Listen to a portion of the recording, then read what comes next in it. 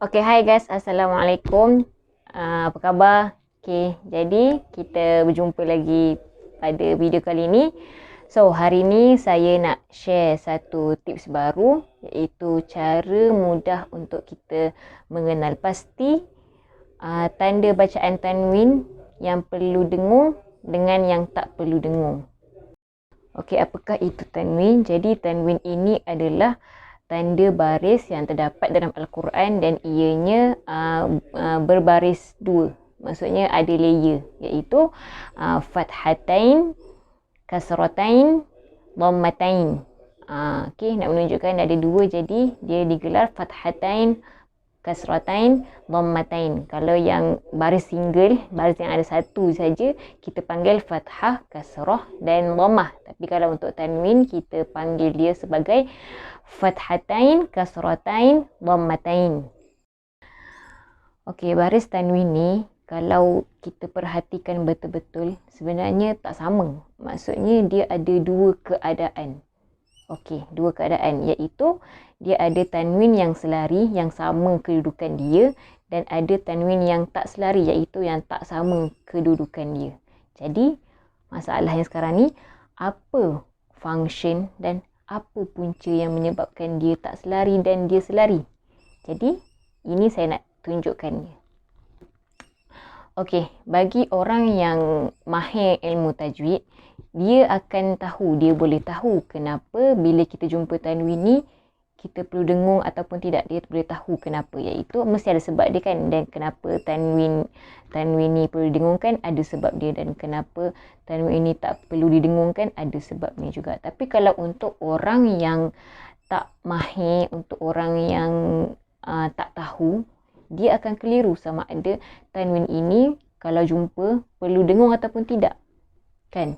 Jadi, ini tips yang sangat-sangat mudah, yang memang mungkin kalau orang yang mahir tajwid tak perasan pasal ni.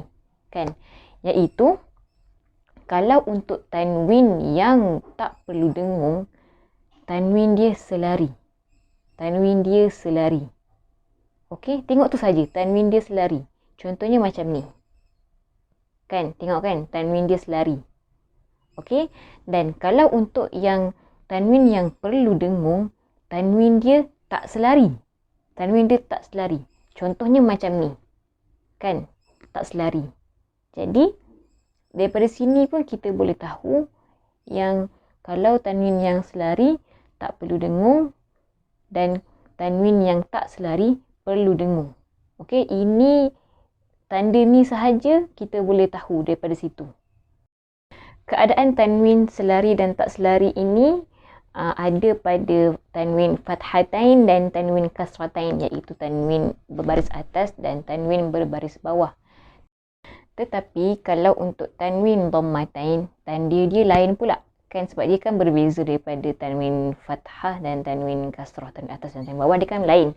Jadi, kalau untuk tanwin berbaris dhammatain, iaitu tanwin berbaris depan, tanda yang perlu dengung dan tanda yang tak perlu dengung sangat-sangat berbeza dan dia sangat tak sama. Okey, contohnya kalau untuk tanwin yang perlu dengung, tanwin dia seperti ini.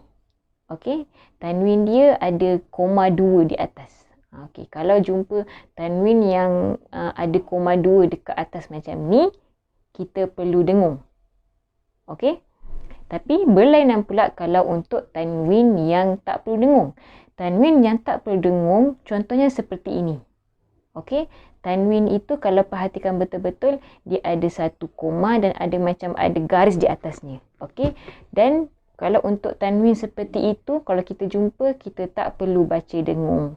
Kita perlu baca jelas dan nyata. Okey, jadi konsepnya sangat-sangat mudah. Hanya perlu tengok pada tanwin itu sahaja, sama ada tanwin itu selari ataupun tidak selari. Jadi kalau tanwin yang selari, anda tak perlu baca dengung, hanya perlu baca jelas dan nyata sahaja. Seperti kunu qiradatan khasiin. Okey, jelas. Tan, kunu qiradatan, datan khasiin.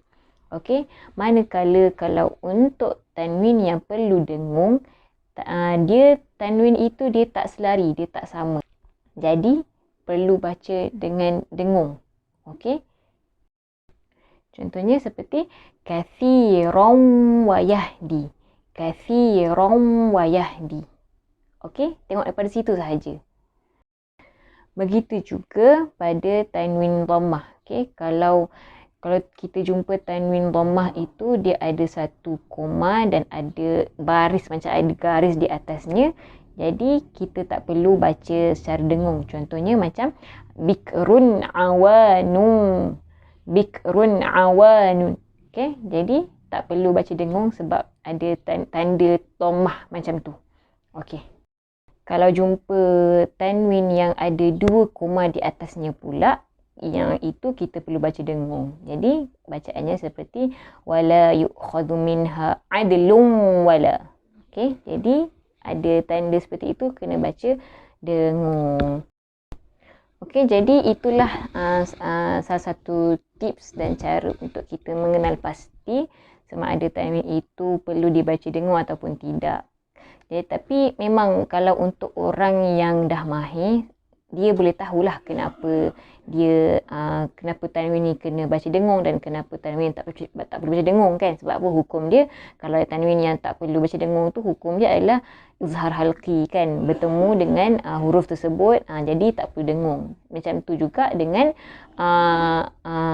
tanwin yang perlu dengung sebab bertemu dengan sama ada bertemu dengan huruf ikhfa hakiki ataupun idgham ma'al ghunnah kan. Jadi kat situ perlu dengung.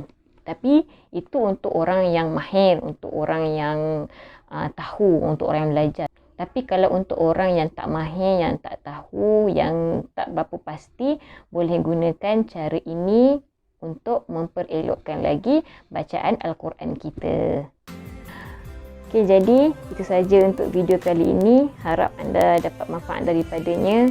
Moga-moga ada info baru yang anda tahu daripada video ini.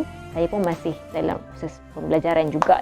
Bukan semua benda yang saya tahu. Jadi, cumanya apa yang saya belajar sikit-sikit tu saya kongsikan di sini.